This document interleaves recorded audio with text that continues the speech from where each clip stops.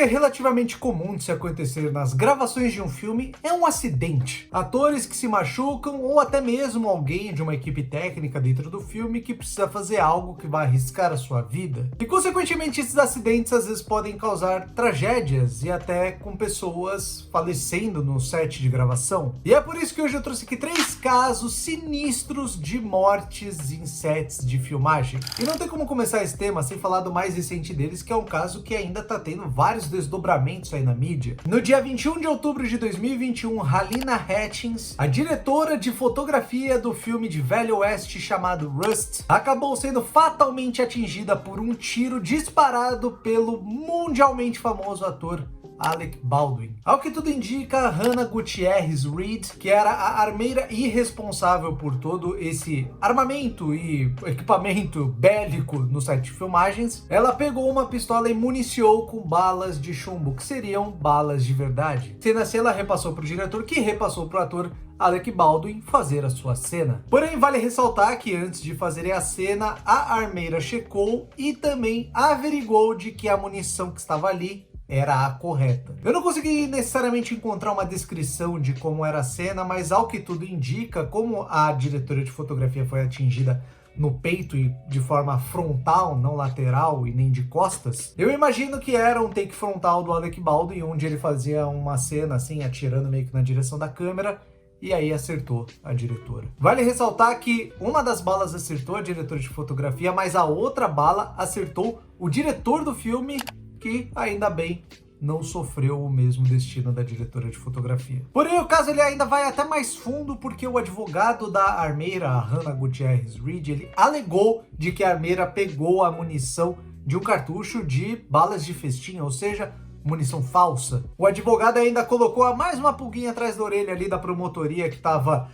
advogando toda essa situação e comentou que talvez alguém insatisfeito com a gravação, algum funcionário que não estivesse gostando ali dos trabalhos, talvez tenha tentado ali sabotar as filmagens. Vale ressaltar que o Lane Looper, que era um dos assistentes de direção do filme, ele chegou a vazar do projeto até por causa de precariedades na segurança dele. E é aquilo, cara, ainda a gente tem muito para saber, é um caso relativamente recente, por mais que já tenha 2 anos, ele ainda tá tendo vários desdobramentos, a própria promotoria já retirou todas as acusações do Alec Baldwin, as gravações chegaram a voltar, agora meio que tem aquele discurso de é um filme homenagem para Halyna Hutchins, né, que a gente sabe que é uma baboseira, mas aparentemente eles vão terminar o filme, aparentemente não vai acontecer nada com o Alec Baldwin, por mais que a família da diretora esteja atrás ali querendo processar o cara, botar ele no pau para tirar uma grana ou até fazer o cara ser preso. Agora, se foi proposital de alguém,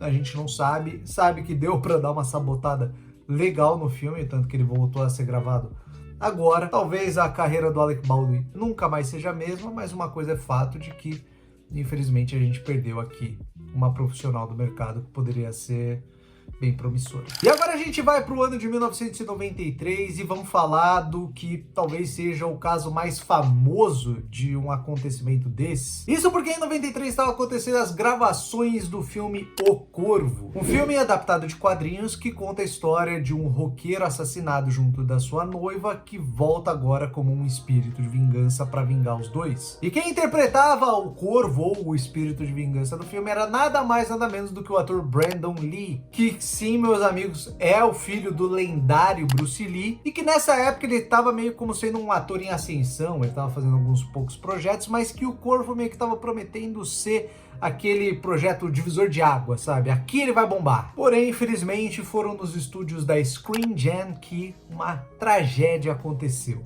Lee estava fazendo uma cena em que ele seria baleado por alguns membros de gangue que o forçaram a ver a morte da sua noiva. Foi então que o ator Michael Massey, que era um dos integrantes da gangue, ali um dos atores, ele estava utilizando um revólver Magnum Smith Wesson modelo 629 calibre 44. E que evidentemente era uma arma que ia ser carregada com balas de festim, que na verdade até foi carregada com balas de festim para fazer a cena e ter ali o efeito desejado nela. Mas o que o ator não sabia era que tinha uma munição de verdade ali alojada no cano do revólver. E essa bala de verdade estava ali justamente por causa de uma cena anterior em que eles tinham utilizado para gravar. E aí é óbvio que o pior aconteceu, porque eles não conferiram a arma, e aí no que o cara deu o tiro na gravação, desalojou a munição real e acertou o Brandon Lee. Só para você ter uma noção, essas Magnums Smith Wesson aí, calibre 44, é aquela Magnum que é um trabuco, o bagulho parece um canhão. E assim, é de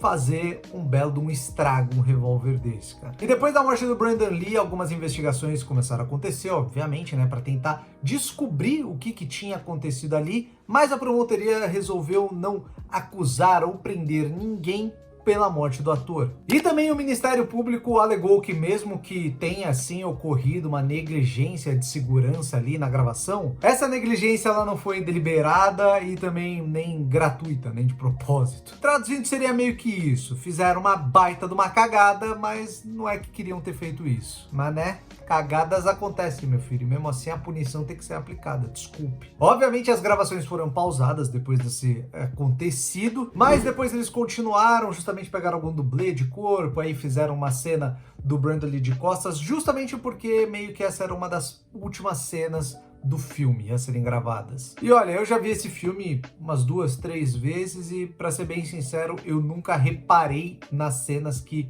não é o Brandon Lee, então foi um trabalho muito bem feito nesse quesito. Mas sobre o Brandon Lee, infelizmente foi um baita de um talento desperdiçado. Aparentemente ele ia ser um ator muito decente, muito bom, e o Michael Massey diz que até hoje ele é traumatizado por esse acontecimento. Agora, um acontecimento que me traumatiza é quando você vem aqui e não se inscreve no canal, não deixa um likezinho se gosta do vídeo, mas por favor, faz isso aí, é um cliquezinho para você, mas é uma grande ajuda para mim. E se você quiser e puder, compartilha esse vídeo com amigos, familiares, pessoas aí que gostam de cinema, gostam desse tipo de conteúdo, gostam de curiosidades, que de verdade ajuda muito o canal a crescer. Então muito obrigado mesmo e tamo junto. E vamos encerrar aqui com aquele que pra mim é o caso mais sinistro, mais bizarro desses que já aconteceu num filme. O caso aconteceu em 1983 no filme No Limite da Realidade. Um filme que entrou pra história, mas não necessariamente por ser bom, fantástico, inesquecível ou qualquer coisa do tipo. Ele entrou pra história porque justamente por causa desse filme que várias regras de segurança foram impostas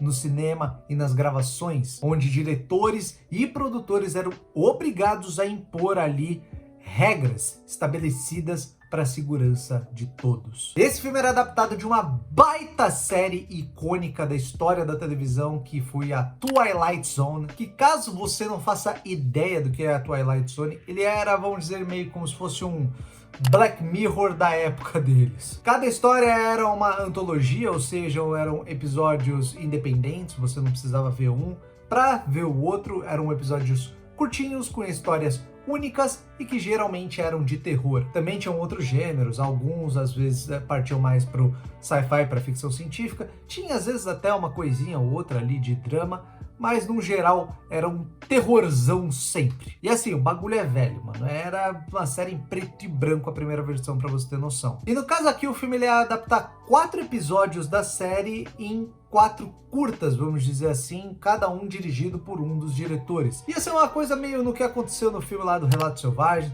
ou até mesmo se você quer partir para uma coisa de terror, tipo um VHS, que é literalmente vários curtinhas unificados, cada um dirigidos por um diretor. E cara, as pessoas que estavam envolvidas no projeto, os diretores, era gente de muito gabarito. O curta It's a Good Life foi dirigido pelo diretor Joe Dante, que é só o diretor de Gremlins, para você ter uma noção. O curta Time Out foi dirigido pelo diretor John Landis, diretor de Os Irmãos Cara de Pau e até de Um Príncipe em Nova York. Também teve o curta Nightmare at 20,000 Feet, que foi dirigido pelo George Miller, que só fez toda a saga do Mad Max. E o último curta, chamado Kick the Can, foi dirigido pelo Steven Spielberg, que dispensa muitos comentários aqui, né? Mas ET, Tubarão, Contatos Imediatos do Terceiro Grau, Indiana Jones e por aí vai. Aí já fica difícil ficar numerando tudo. E foi justamente nas mãos de talvez o mais consagrado dos diretores desse filme que a tragédia aconteceu, na mão de Steven Spielberg. Contando com Vic Morrow, que era um veterano de Hollywood ali já para protagonizar o seu curta, a história consistia em Bill Connor, um homem que acaba viajando no tempo até a Guerra do Vietnã. Lá ele acaba por proteger duas crianças vietnamitas das tropas estadunidenses que estão atacando o local. As filmagens foram boas, eles já estavam para encerrar as gravações, até que chegou o último dia. O último. A cena iria acontecer à noite e o personagem de Vic Morrow deveria salvar as duas crianças vietnamitas que estavam sendo perseguidas pelos soldados americanos, pegando as crianças e fugindo por um rio. Só que enquanto tudo isso acontecia, um helicóptero atacava toda essa vila vietnamita atrás deles. E foi aí que deu a cagada. Isso porque o helicóptero estava sobrevoando baixo demais e quando o veículo perdeu o controle não teve muito o que ser feito. Além do Vic Morrow, os atores Menin René Chen e Mika Jin Lee estavam com o ator no momento que o helicóptero caiu e matou os três. É claro que tudo isso já é uma baita de uma tragédia. Um veterano de Hollywood com duas crianças que, se eu não me engano, tinham ali na base dos 10 anos por aí, teriam morrido em cena nas gravações, tá ligado? Tudo isso já é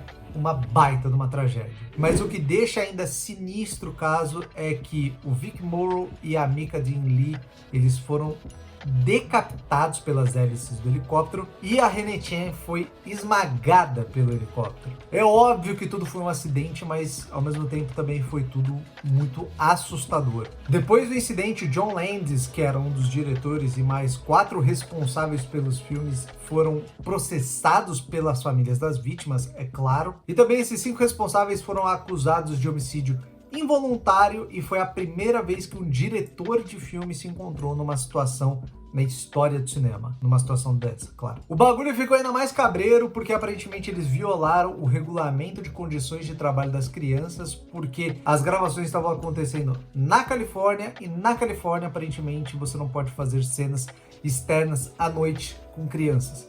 E era justamente o período que a cena foi gravada. Porém, as acusações foram em vão, já que um ano depois, os 5 responsáveis que estavam sendo julgados foram todos absolvidos. Mas mesmo assim, as famílias das vítimas entraram com ações contra o John Landis novamente, e dessa vez também contra o Steven Spielberg e a Warner Bros., que era quem estava ali produzindo o filme. O que não gerou resultado contra essas pessoas em si. Pelo que eu vi, todo mundo foi absolvido, ninguém foi preso e tudo mais. Mas é aquilo, né, cara? Por mais que, óbvio, ter sido uma tragédia é algo que claramente não era para nunca ter acontecido, é muito bizarro às vezes como você precisa ter situações assim para você gerar novas leis, novos cuidados, e mesmo assim, muitas vezes nem funcionar. Porque, beleza, isso aqui foi em 1983, gerou 1 milhão de regras, 1 milhão de leis, 1 milhão de normas de segurança, e mesmo assim, 2 anos atrás, uma mulher tomou um tiro no set de filmagens. Então, eu acho que tá na hora aí de dar uma revisada na lei de novo, né? Bom, pessoal, esse foi o vídeo de hoje. Eu espero que você tenha gostado. Se você tiver mais sugestões de vídeo aqui pro canal, deixa aí nos comentários. E você, sabia desses casos? Conhecia esses ocorridos?